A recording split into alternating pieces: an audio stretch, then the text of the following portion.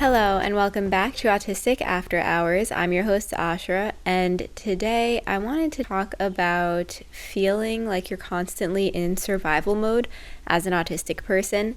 And I wanted to talk about this because I recently moved and I feel like I'm still in survival mode even though I've been settled for multiple weeks.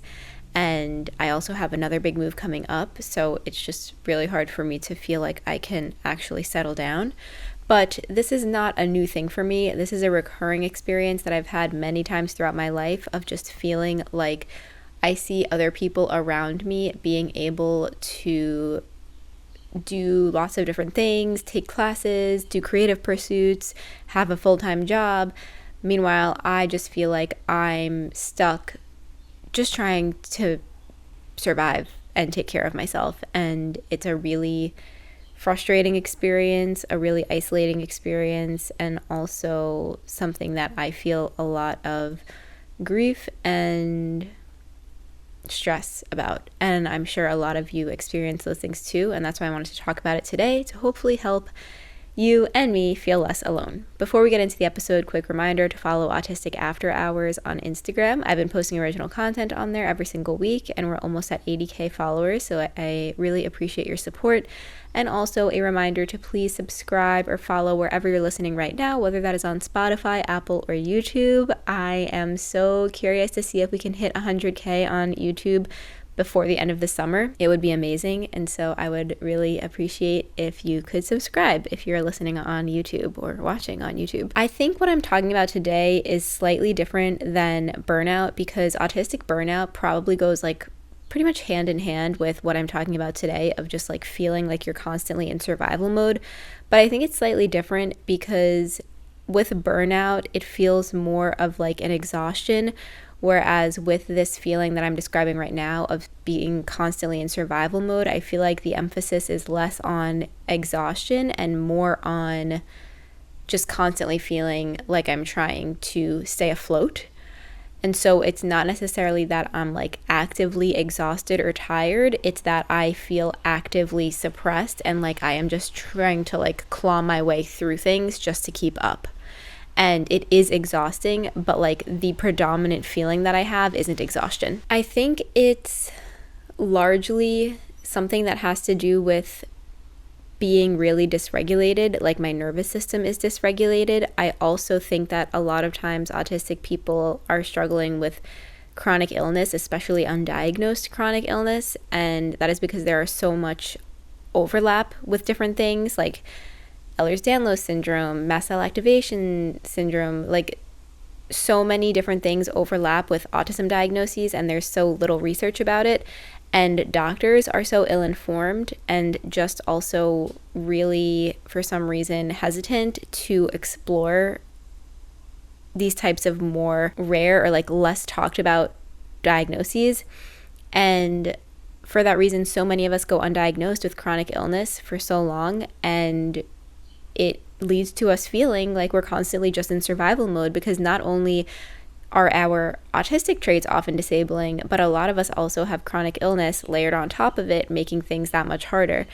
I recently have had a lot of GI issues. I think I am at like the cusp, like the very beginning of potentially figuring out what's going on. I think it may very well have been an irritable bowel syndrome flare, and then like gastritis happened on top of it.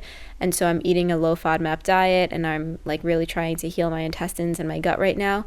But every day is a toss-up. Like it's so hard to know when there's going to be a good day or a bad day. It feels almost unpredictable, especially because I'm right at the beginning of trying to even figure out what was going on in the first place. But because of all of these things, because of being autistic and also having different types of illness and like health struggles layered on top of it, not to mention the fact that like autism itself can lead to having certain physical health struggles, like just having the stress and the dysregulation of being disabled build up inside of you can lead to a lot of different health struggles. Like I've always had my stomach issues be really tied to emotional suppression, or my stomach issues are often tied to anxiety.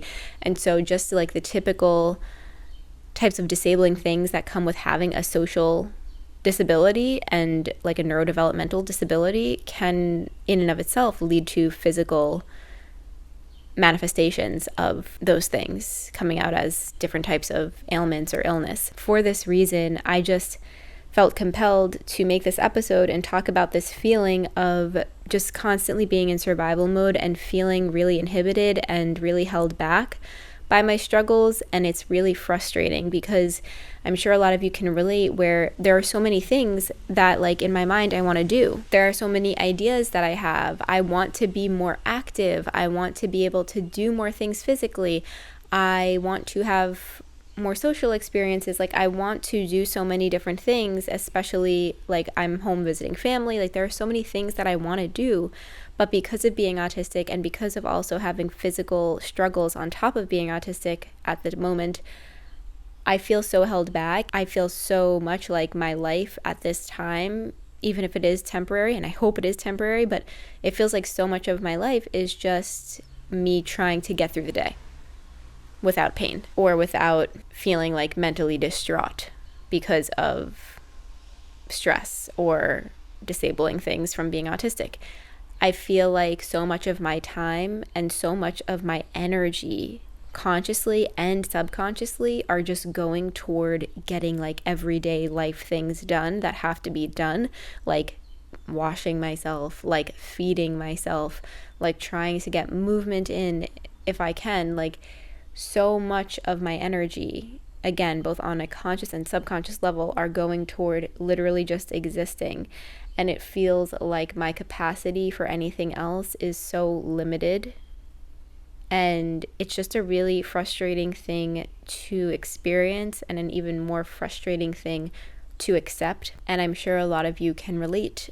And it sort of feels like your relationship with time is different. It's like time moves both like really slowly from minute to minute, but also really, really fast on the grand scheme. It's like every moment almost feels like it's dragging because you are in survival mode and because you are so like aware and you're forced to be so sensitive to your environment because you're like in pain or because of other like sensory things that you experience. It feels like you're so forced to be so aware that every moment feels so long. But then when you actually look back, it's like, oh my gosh, so much time has passed and I haven't gotten to do any of the things that I wanted to do because I've been too busy just trying to survive. And I think another big reason why I wanted to talk about this is because I think for a lot of people, this is mislabeled as laziness or like a lack of drive or a lack of motivation. And I think that's really unfair because for a lot of us, we are not lazy. We are very motivated. We have a huge drive and a huge passion, and we have so many big ideas and so many things that we want to do and things that we want to learn, things that we want to experience.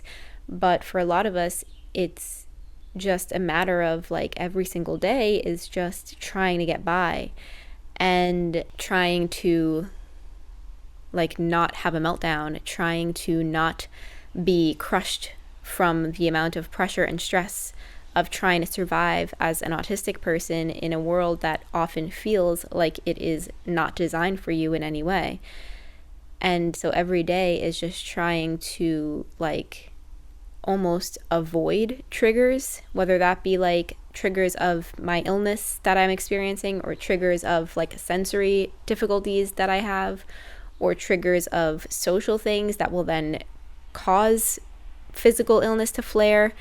It almost feels like every day is just like an act of trying to avoid the things that I know are going to hurt me. And there are so many of those things that I feel like I don't have any room to enjoy because so much of my time feels like trying to navigate this maze of like, oh, don't do this because then I'm going to get a stomach ache. Don't do this because then I'm going to get too stressed and then that's going to make me have a stomach ache. Don't do this because then I'm going to get overwhelmed and that's going to cause fatigue and then I'm going to end up having to be in bed all day. Like so much of life at this time feels that way. And I think it's really common for autistic people or otherwise disabled people.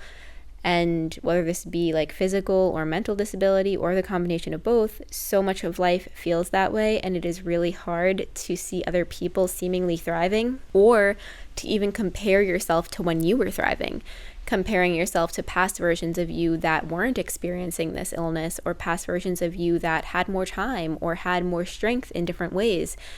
And it's hard to not compare yourself, and that also impacts the way that time feels, because it feels like a lot of my mind is like wishing that I could be doing this or remembering when I could do that.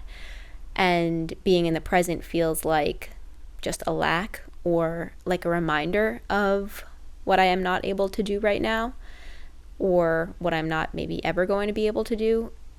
Depends on what I'm thinking about or what's happening. But it's just really hard to feel this way, and really hard to put on like a happy face and to show up as yourself. It's hard to be yourself when it feels like you're just trying to survive. And I think that's not really talked about enough. It's definitely not studied enough. Like all of these things, like nervous system dysregulation, chronic illness, overlap with autism, it's not studied enough. And I think it's a big reason why like so many of us also have such a difficulty with feeling like we can be ourselves, like feeling like we can let go of masking and unmask. And I think part of that is related to this feeling of being on survival mode, because it almost forces you to have to mask in order to feel like yourself.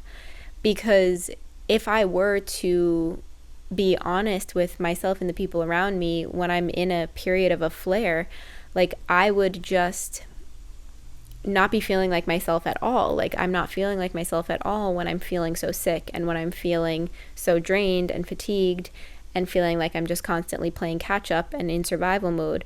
I'm not feeling like myself. And so in order to feel like myself or to present as myself, that requires a certain level of masking, because I need to hide not only the pain that I'm in, but also like the mental discomfort of the physical pain, and also like often the mental pain. So this is kind of like convoluted, but I think I'm expressing like a lot of ideas in one thing. And it's basically just, it sucks to feel like you're living life on survival mode, and it sucks to compare yourself to other people and to other versions of yourself when you maybe weren't experiencing this. And I just ultimately wanted to say that you're not alone, and that I think that brings a certain level of comfort.